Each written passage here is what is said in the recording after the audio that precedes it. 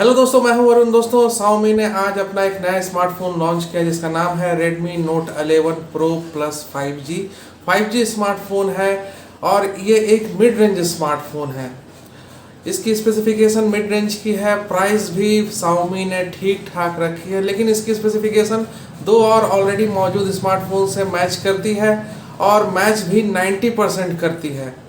और ये जो दो स्मार्टफोन है जिससे इसकी स्पेसिफिकेशन मैच करती है उसमें है Vivo T1 5G और Realme 9 Pro। इन दोनों स्मार्टफोन से इसकी स्पेसिफिकेशन 90% मैच करती है। तो आप लेने के पहले इन तीनों स्मार्टफोन्स को देख लीजिएगा जो आपके बजट में आए, और जैसी आपकी रिक्वायरमेंट हो उसी हिसाब से इन स्मार्टफोन्स के बीच में कौन सा स्मार्टफोन लेना है उसे सेलेक्ट कीजिएगा।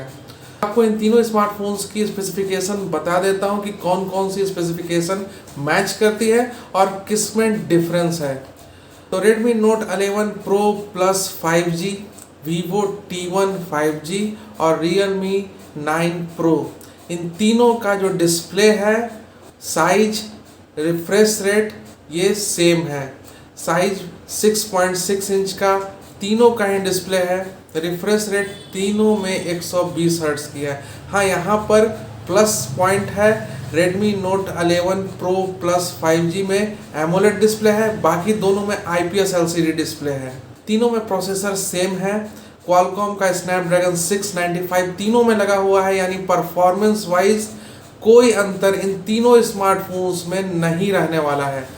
तीनों का फ्रंट कैमरा भी सेम है, 16 मेगापिक्सल का तीनों का ही फ्रंट कैमरा है।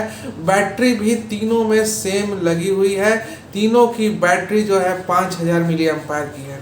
साथ ही दोस्तों, तीनों में ही साइड माउंटेड फिंगरप्रिंट सेंसर लगा हुआ है। तो देखिए तीनों में सिमिलैरिटी कितनी ज़्यादा है। और अंतर है रियर कैमरे में, और यही अंतर की वजह से प्राइस डिफरेंस यहाँ पर आता है। तो रियर कैमरा जो है Redmi Note 11 Pro Plus 5G का, उसका प्राइमरी सेंसर 108 मेगापिक्सल का है। Vivo T1 5G का प्राइमरी सेंसर 50 मेगापिक्सल का है, और वहीं Realme 9 Pro का जो रियर कैमरे का प्राइमरी सेंसर है वो 64 मेगापिक्सल का है।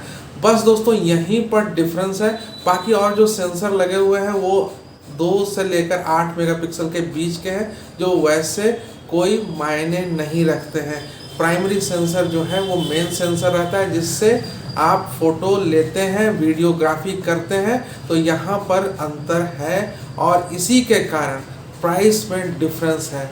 तो अगर आप फोटोग्राफी के लिए स्मार्टफोन लेना चाहते हैं और पैसे की आपके पास कमी नहीं है, तो आप तीनों में से Redmi Note 11 Pro Plus 5G select कीजिए, क्योंकि इसमें जो कैमरा है वो 108 मेगापिक्सल के प्राइमरी सेंसर के साथ आता है रियर कैमरा। तो सबसे अच्छा डिवाइस है फोटोग्राफी के लिए। लेकिन परफॉर्मेंस के लिए लेना चाहते हैं तो आप तीनों में से कोई भी स्मार्टफोन सेलेक्ट कर सकते हैं। तीनों का परफॉर्मेंस सेम रहेगा। तीनों में प्रोसेसर जो है Qualcomm का Snapdragon 695 है, इसकी वजह से तीनों का परफॉर्मेंस सेम रहने वाला है। और एक डिफरेंस है चार्जर में। Redmi Note 11 Pro Plus 5G के साथ जो चार्जर मिलेगा वो 67 वाट का मिलेगा। साथ ही Vivo T1 5G में जो चार्जर मिलेगा वो 18 वाट का मिलेगा। Realme 9 Pro में जो चार्जर मिलेगा वो 33 वाट का मिलेगा, 33 वाट का मिलेगा। तो दोस्तों चार्जर में एक डिफरेंस है, और दूसरा है रियर कैमरे में। और एक डिफरेंस है जो AMOLED डिस्प्ले है वो है Redmi Note 11 Pro Plus 5G में, और कोई डिफरेंस इन तीनों डिवाइसेस में नहीं है। और इन तीनों की प्राइस जो है वो वैरी कर रही है ज़्यादा। यहाँ पर अगर हम 6 GB रैम और 128 GB इंटरनल स्टोरेज के वेरिएंट की बात करें तो मैं आपको प्राइस बता देता हूँ। 6 GB RAM 128 GB internal storage वाला जो वेरिएंट है Redmi Note 11 Pro Plus 5G का, वो 20,999 रुपये में अवेलेबल है। Vivo T1 5G का 6 GB RAM 128 GB internal storage वाला जो वेरिएंट है उसकी कीमत है 16,999 रुपये। और वहीं Realme 9 Pro का जो ये वेरिएंट है 6 GB RAM 128 GB internal storage, उसकी कीमत 17,999 रुपये है। तो ये प्राइस है इस वेरिएंट की। और भी वेरिएंट अवेलेबल है, 4 GB रैम वाला भी वेरिएंट अवेलेबल है Vivo T1 5G के साथ। और 8 GB रैम वाला भी वेरिएंट अवेलेबल है। तो आप जाकर प्राइस देख सकते हैं इन तीनों स्मार्टफोन्स की कि कितनी है। अगर आपके पास पैसे की कमी नहीं है तो आप इनमें सेलेक्ट कर सकते हैं Redmi Note 11 Pro Plus 5G को। और अगर आपके लिए पैसा मायने रखता है तो आप Vivo का T1 5G ले सकते हैं जाके।